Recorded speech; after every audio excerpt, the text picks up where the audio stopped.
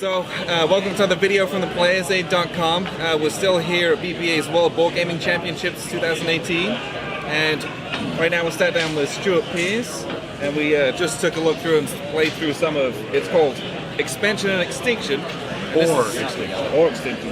And this is, it's on the GMT's P500 right now, and this is kind of the latest game in the Triumph and Tragedy system. We're going to kind of let Stuart take it away with what on earth this kind of game is. So, when TNT first came out, I could not get it off my board gaming table. So what I thought I would do is use that engine to develop my other love, which is space 4X, exploration, economy.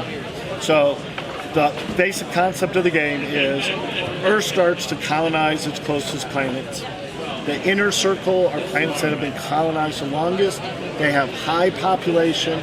They are more difficult to influence diplomatically. And then the outer worlds are the ones that were conquered, that were settled, colonized the latest. And those planets have low population and high resources. So the game then starts with 2, 3, or 4 players. There's a different map for the 2-player game. It's a smaller map. You start closer to your opponent. And players develop their economy, start to explore what's around them, and eventually start fighting over the resources, because supply and demand, resources are finite. Eventually, you're both all going to want the same thing.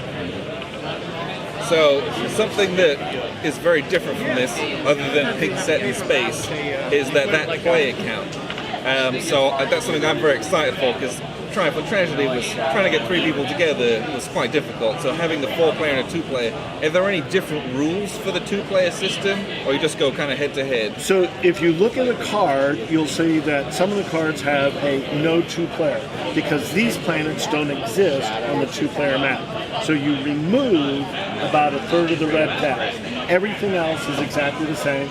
The GMT is going to mount it on a hard map, and on the back of the map there will be a 2-player map that is much smaller, and you can see that what we like to say is you're in knife fighting range right from the very beginning. Yeah, knife range is best range. So obviously we don't have any history in space in this sense.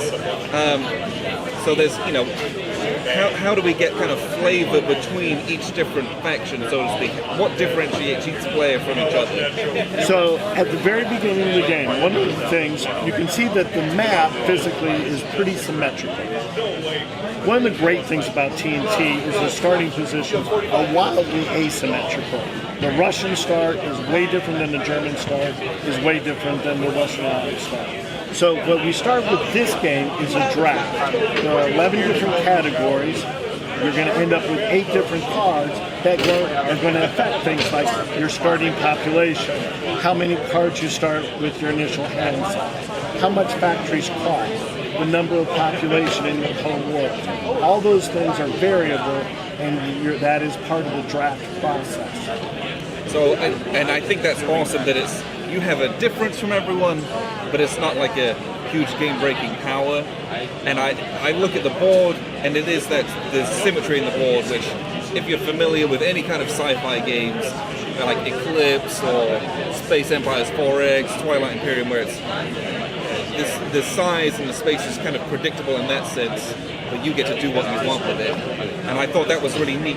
You have to go and explore these planets before you can start putting the influence on them. This isn't just the Balkans where you're like, yeah, I'm going to send my guys over. I thought that was really neat. What's something that kind of has come out through the playtesting that's kind of helped shape how the game grows and what the players can do with it? Just like TNT, there are multiple paths to victory. And whether you are developing the atomic bomb, which in this game would be the Death Star, or your military victory by conquering 3 green worlds, which would be like capitals, or your number of victory points, each game has a different flavor, because every time you set up, the planets around you are going to have a different resource base. You're going to set one time, this planet is going to be behind you, and next time a different planet. So no game is going to be the same, it's going to be similar, but the draft is going to make your starting position different, and the different paths to victory, what's going to be easier for you different, based on what are the resources around you, what are the planets around you, and what do you start with. The one thing that I thought was so awesome, and we just went through it at the end, was I forget what these are called. Action cards.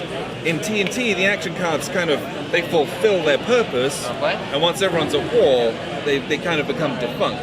And you've made a mechanic here to combat that. Can you just run us through what that is for everyone? So, in TNT, once a country becomes allied with you, if you get that country again, it can't influence you. Now what you can do is you can play that to place rebels on that world. So you no longer can just leave your world, oh, that's way behind in my back areas, I don't need to worry about that. You actually have to put resources there, put infantry there, or counter. Like if you had this system as Franklin, if you had a Franklin card, you could cancel my Franklin card trying to put rebels back. So now rebels are not very powerful, but they are powerful enough to kick you off the planet if you've just not done anything there to it. And that's something I think is so cool. Stop people turtling quite as much, but also keeping that back and forth with the card play. That's one of my favorite parts of Triumph and Tragedy. And when that kind of went away in the late game, I'm so excited to have that back and forth. So I know this is on P500. Do you know approximately when this is going to get printed and when people are going to get to play it? So it went on P500 last week. Today it's right at 200 orders. So if it interests you, it has a little time. I was going to say you could have brought Matt. Several couple months still, but it's such a good system. I really think that it's a really good game, that it will get there here in the next couple of months. So I'm generally an optimistic person. I had a total blast playing this, so I appreciate you kind of sharing with us everything here. It's a great block war game. You get all the hidden cool stuff as well. And I think there was a lot of richness in the combat from you do all the fleets, and then you do the landings. I love that there's multiple steps to that. I thought that was awesome. So I appreciate you sharing this with us. Very excited to get a production copy. We'll do kind of a written review. You can see all pictures of everything here. That's going to be coming soon on the blog. Thanks for showing us this. I'm very, very excited. I'm also very excited, and I really appreciate you guys spending the time sitting down and playing. Thank you. Thank you guys. Thank you very much for watching.